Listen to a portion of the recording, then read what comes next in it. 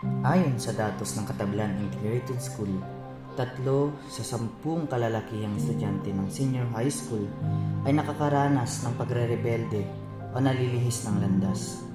Isa na dito ang talambuhay ni Justin Asuncion na ating matutunghayan sa pagsasadula ng kanyang buhay. Nung bata pa lang ako, iniwan na kami ng aking ama. Hindi na siya nagpakita sa akin nun, so wala lang. At ang mama ko naman, maaga siyang nagtrabaho para may pangkustos ang pangaralan namin.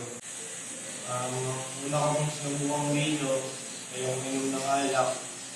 Kasi kapag nakakainom po ako, parang nilalabas ko po lahat ng sakit ng loob ko.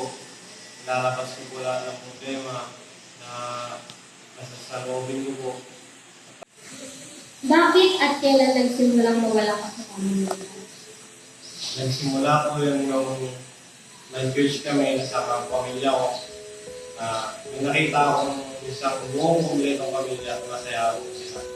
Parang naisip ko po na parang may kulang po sa akin. Kaya po nung pag-uwi po namin sa bahay, tinanong ko po yung aking mama. Ma, Ano? ma'am, gusto ko lang kasi makasigurado kung sino talaga yung papa ko. Hay nako Justin, lagi na lang bang ganyan? Araw-araw na lang ganyan yung tanong mo. Sinabi ko sa'yo, patay na yung papa mo. Iniwan na tayo, wag mo na siyang babanggitin. Kinain na siya ng pating, kahit kailan wag mo nang tatanong sa akin yung papa mo. Ay nako, nakakasira ka ng Nasa araw. ng aking papa, nauwi lang po yun sa pagtatalo.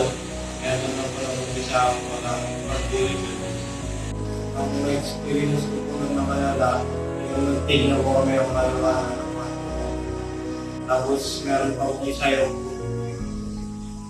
May babae po kasi na nagpatago po sa akin. Pero hindi ko po kayo friend. Justin! Ano yung mo dito? Itago mo ako, itago. Sabi niya po, itago ko po siya. Kasi nanap na po niya mga parents niya. Tapos yun po, ginawa ko din naman po. Tapos kinabukasan, nagulat na lang po ako ng bigla akong dumating doon yung lola ko. Na kasama po yung parents ng babae. Nahuli po yun sa barangay. Tapos sabi po nila, ginagamit ko daw po yung babae dito kanya. Kailan mo napagtanto mo kailangan mo itong magbangko? Napagtanto ko po nun nung uminom po kami ng alas 7 ng umaga hanggang alas 2 po ng madaling araw na halo-halo na po yung nainom namin alak nun. At hindi na po nakaya ng katawan ko. Bigla na lang po nag-collapse, hindi makahinga. Tapos po, hindi ko lang po alam yung gagawin ko. Sobrang sikip na po ng tip ko. Nagulat po ako pag-isip ko, nasa hospital na po ako. Tapos doon na po ako nag-umpisa kasi sabi ko, Lord, isa pa po chance, pabaguhin ko na po sa dito.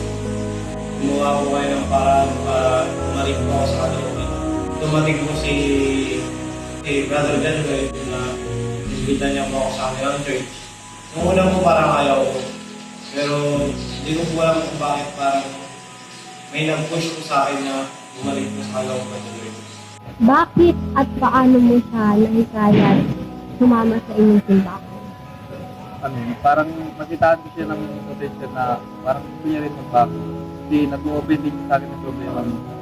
Nakapanayam namin ang ilan sa mga malalapit sa puso ni Justin.